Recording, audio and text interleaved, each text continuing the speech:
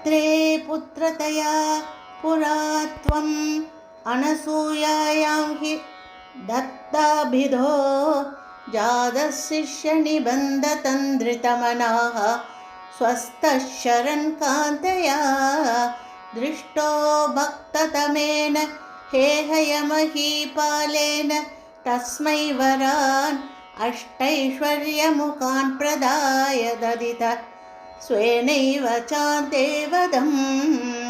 सत्यं कर्तुमदार्जुनस्य च वरं तच्छक्तिमात्रा न तं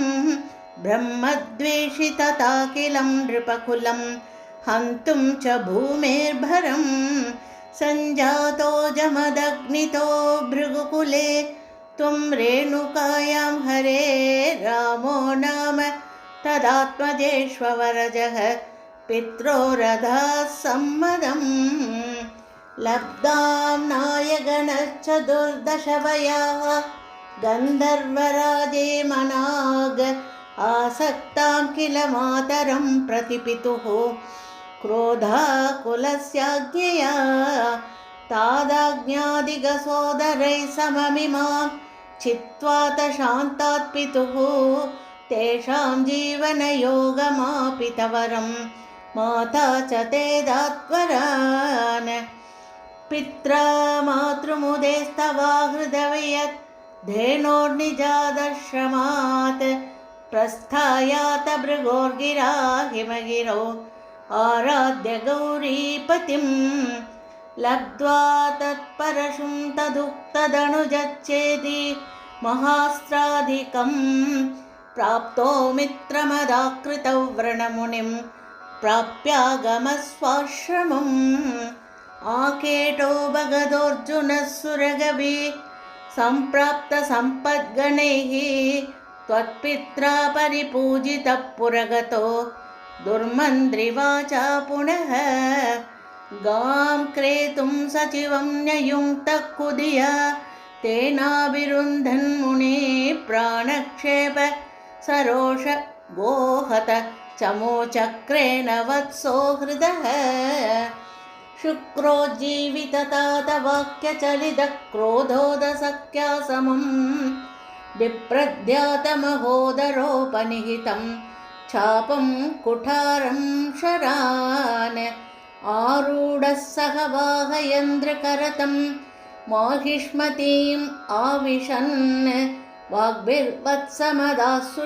क्षितिपतौ सम्प्रास्तुता सङ्गरम् पुत्राणामयुतेन सप्तदशभिः साक्षौहिणीभिर्महासेनानि विरनेहमित्रनिवहैः व्याजृम्बितायो धनः सत्यस्तत्ककुटारबाणविदलन् निःशेषसैन्योत्करो भीतिभ्रतृतनष्टशिष्टतनयः त्वामापदत् हेहयः लीलावारितनर्मदा जलवलल् लङ्केशगर्वापहः श्रीमद्बाहु सहस्रमुक्त बहुशस्त्रास्त्रं निरुन्धन्नमुं चक्रे त्वय्यत वैष्णवेऽपि विपले बुद्ध्वा हरिं त्वां मुदा ध्यायन्तं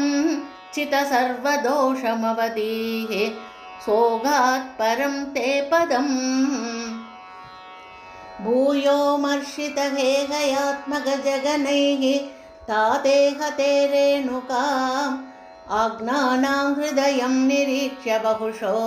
घोरां प्रतिज्ञां वहन् ध्यानानीतरतायुधस्त्वमकृताः बिभ्रद्रुहक्षत्रियान् तिक्चक्रेषु कुठारय विजहयन्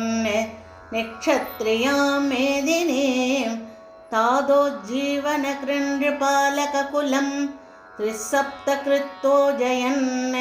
सन्तर्प्यातसमन्तपञ्चक महारक्तह्रदौघे पितॄन् यज्ञेष्वामपि काश्यपादिषु दिशन् साल्वेन युध्यन् पुनः कृष्णो मुं निघनिष्यतीति शमितो युद्धात् कुमारैर्भवान् न्यस्यास्त्राणि महेन्द्र भूप्रीति तपस्तन्वन् पुनर्मज्जितां गोकर्णावधिसागरेण धरणीं दृष्ट्वातितस्तापसैः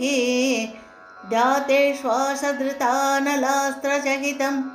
सिन्धुं स्रुवक्षेपणाद् उत्सार्योद्धृतकेरलो भृगुपते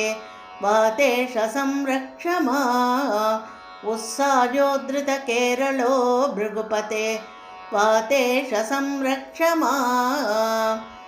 सर्वत्र गोविन्दनाम संकीर्तनं गोविन्द गोविन्द।